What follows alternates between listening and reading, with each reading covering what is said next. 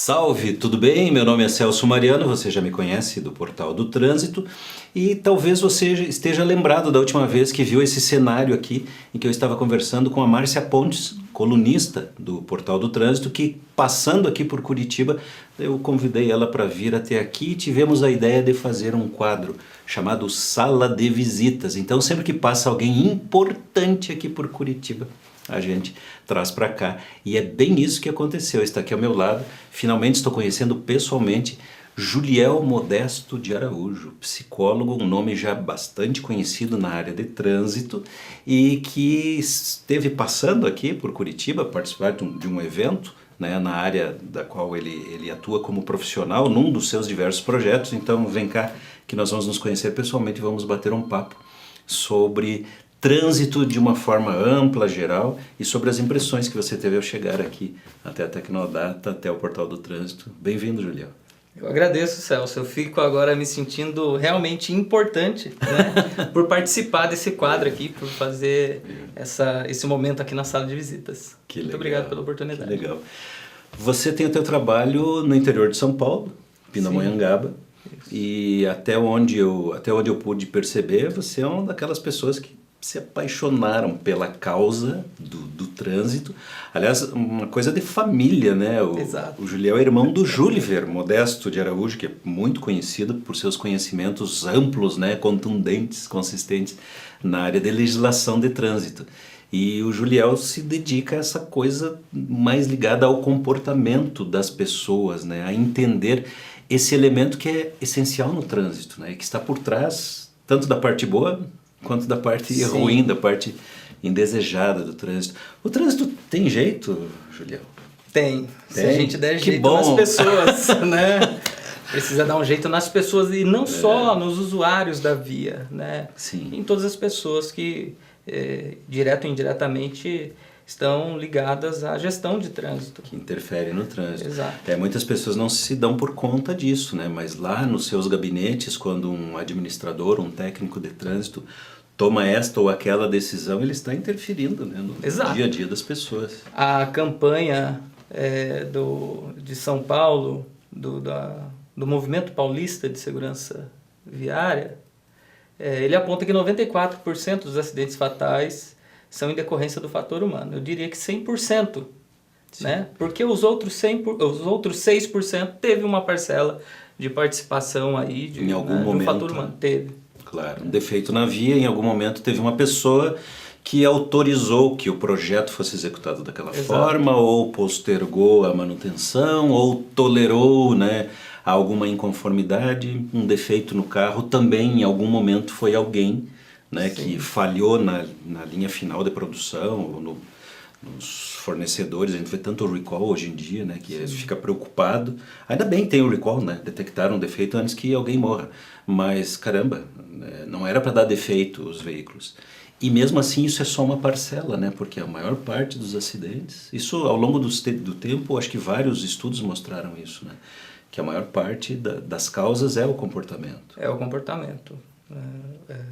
Agora, quando a gente fala que 94% é de fator humano, se esse acidente envolveu mais de um veículo, a gente deveria quebrar pela metade, porque o outro não contribuiu para que aquele acidente ocorresse. Então, a leitura estatística ela é muito complexa de se fazer, né? A gente trabalha com alguns dados só para ter uma noção da realidade, mas precisa de uma análise qualitativa. Senão a gente fica com a impressão que é só fator humano e como se esse fator humano fosse apenas do comportamento individual, e não é. Um assunto que ontem aqui, é uma pena que a gente não registrou tudo, né?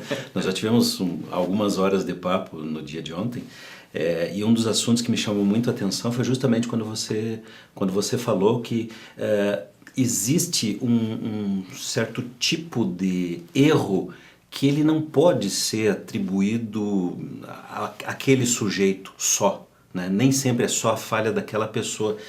Tem, às vezes, um contexto que leva a uma cultura de se comportar errado, ou quando você analisa por que as pessoas fazem determinada atitude, que são recorrentes, e que são comuns, e que são problema, e tem outros fatores que até extrapolam essa coisa do universo individual. Como é que é isso? São fatores, a gente chama de fatores que condicionam o comportamento.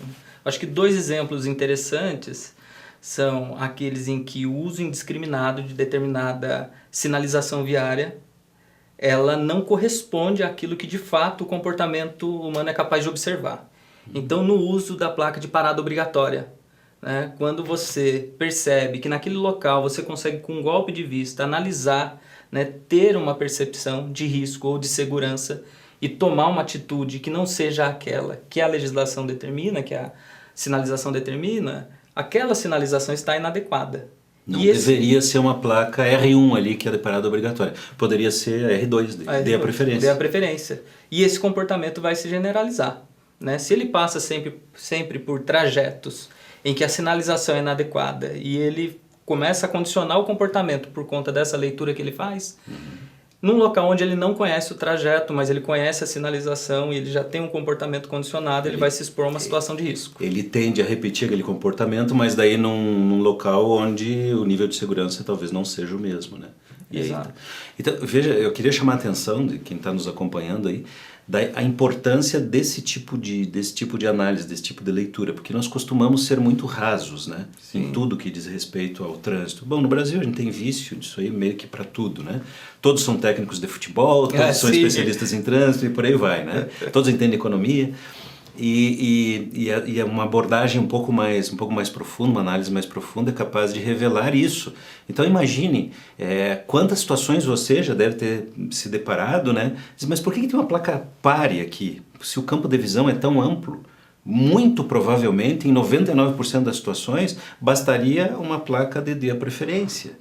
Mas por colocarem lá sempre a placa R1, e aí tem uma decisão, né, de uma equipe técnica que talvez não esteja tendo essa leitura, ou não está preparada, ou não está fazendo, ou a decisão ela está restrita só a cumprir o que está na lei.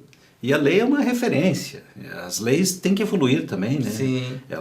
Nós não podemos tomar, tudo bem, está na lei, tem que obedecer, mas nós temos que questionar, tem que dar espacinho, coisa que a gente sempre procura fazer no portal do trânsito, é questionar por que é assim. Então veja, quando nós juntamos diferentes áreas, nós estamos falando aqui de uma interseção de engenharia com a psicologia, que estuda isso como objeto, com alguma facilidade, eu acho que é do métier, né? Mas também estamos falando de educação, nós estamos falando de cultura em última análise, né? E veja que daí dá para tirar conclusões de fenômenos que estão acontecendo que poderiam ser resolvidos muitas vezes numa esfera que as pessoas também não percebem, né? Quantas vezes, então põe um semáforo naquele cruzamento. Sim. E uma rotatória seria uma solução mais inteligente, né? Ou melhorar a sinalização seria mais prático, mais econômico, mais inteligente, enfim. Como que você vê assim, Juliel, o que nós podemos esperar de contribuição da área da psicologia para o trânsito?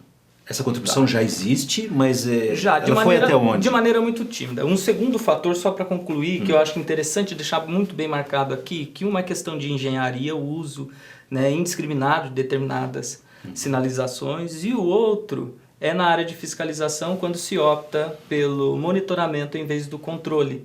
Então você faz um monitoramento por câmeras, você flagra um comportamento inadequado, mas você não intervém no momento. Depois de um longo tempo, ele vai saber que estava errado. Chega a multa pelo correio 30 dias depois. Isso não muda comportamento, né? Então, assim, são contribuições da psicologia no campo de políticas públicas, no diálogo com engenharia, com fiscalização, com educação.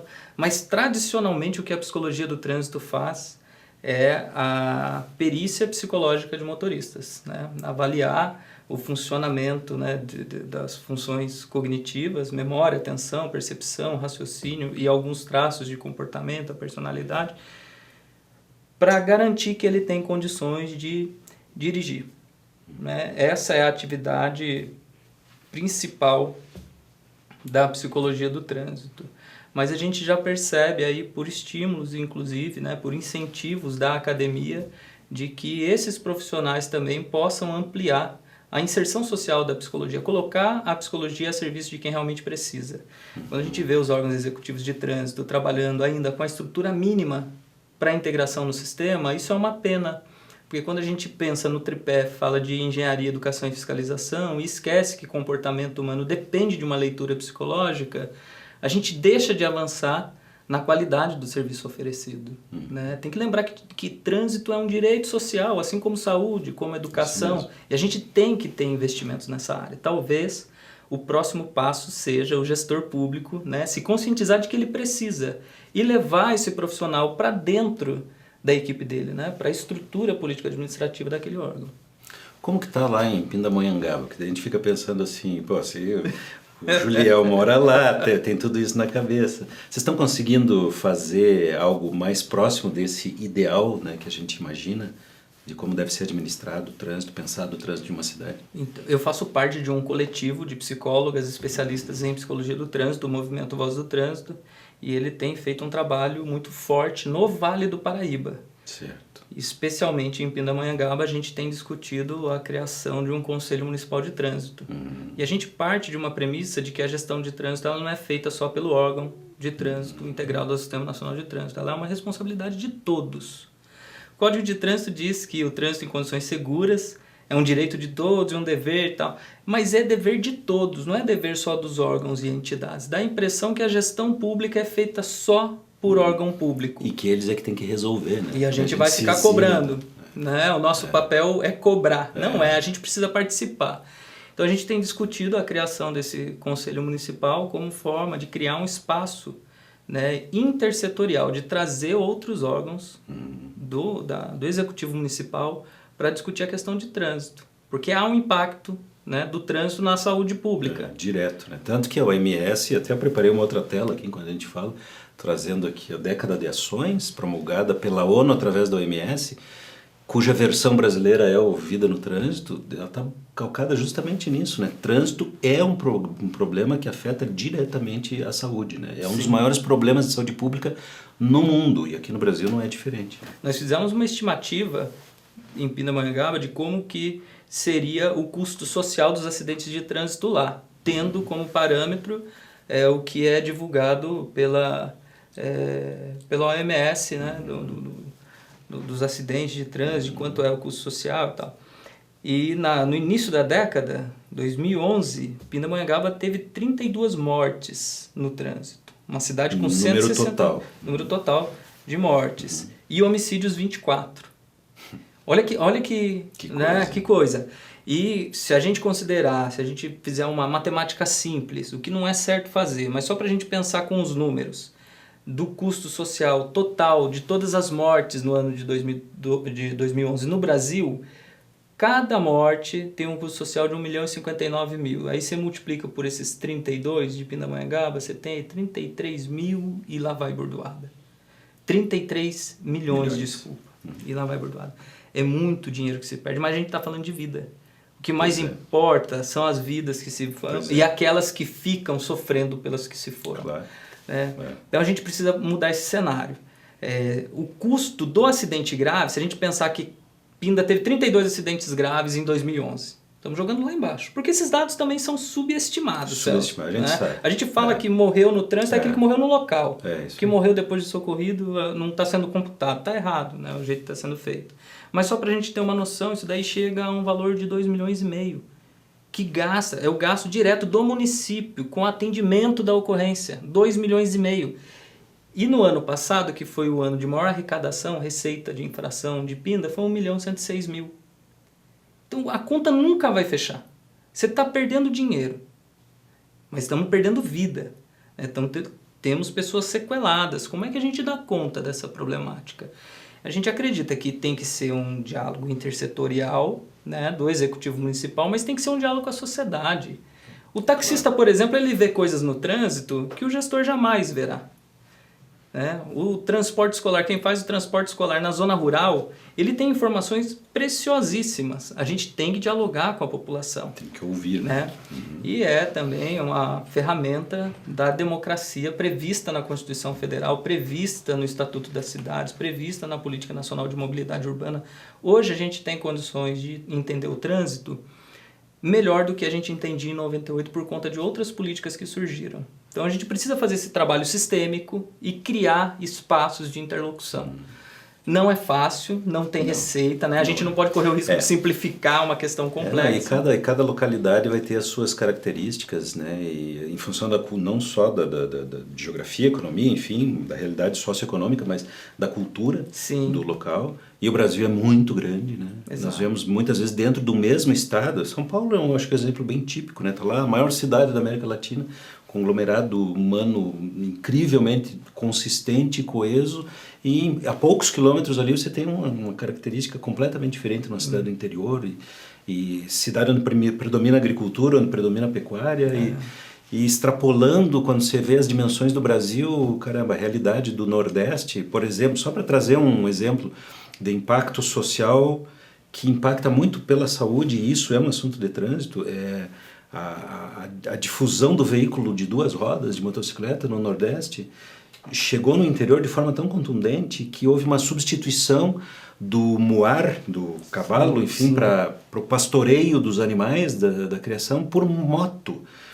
E aí você tem 2 impactos, né? Gente mal preparada, muitas vezes sem habilitação para moto, que não são veículos adaptados exatamente para isso, e esses animais abandonados, né, nas vias, então provocando acidentes.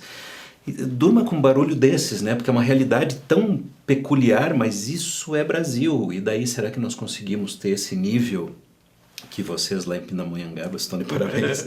Pelo jeito vocês tentam conseguindo, né, sentar os diferentes setores. Será que a gente consegue isso em todas as cidades brasileiras? A gente já sabe que não, né? Mas que caminhos tem para a gente chegar lá? É isso que a gente tem tentado na Tecnodata. Eu acho que é isso também que fez o teu olho brilhar, né? Quando a gente se encontrou e começou a falar, temos tentado isso no Portal do Trânsito.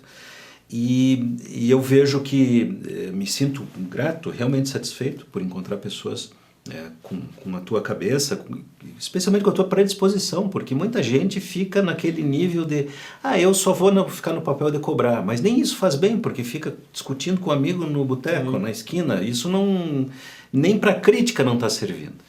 Então, agradeço muito a tua presença aqui. Já estou ouvindo, depois nós vamos gravar 2. Então esse fica por aqui por causa do tempo. E nós vamos voltar a esse assunto no outro programa, pode ser? Ótimo. Então tá bom, até já. Tchau.